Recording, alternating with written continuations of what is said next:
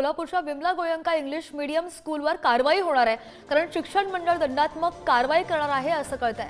महाराष्ट्र राज्य शिक्षण मंडळाचे अध्यक्ष शरद कोसावी यांनी हे आदेश दिलेत आणि 12वीच्या विद्यार्थ्यांच्या परीक्षा हॉल तिकीट्समध्ये शाळेकडून मोठी चूक झालेली होती आणि हॉल तिकीटमध्ये विषयासंदर्भात त्यांनी चुकीची माहिती सुद्धा दिलेली होती आणि त्यामुळे विद्यार्थी आणि पालकांना मोठा मनस्ताप सुद्धा सहन करावा लागलेला होता।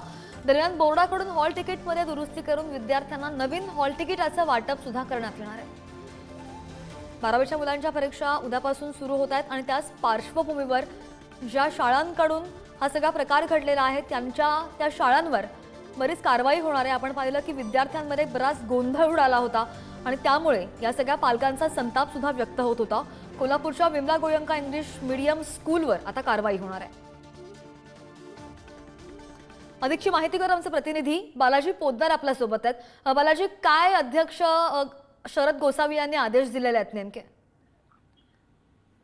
कोल्हापूरच्या विमल गोयंका शाळेमध्ये जे हॉल तिकीट वाटप करण्यात आलेलं होतं, ते हॉल तिकीट मध्ये जे शाळेत विषय शिकवले जात नव्हते त्या विषयावरचे हॉल तिकीट वाटप करण्यात आलेले होते। त्यामुळे पालक आणि विद्यार्थ्यांमध्ये मोठा गोंधळ निर्माण झाला होता।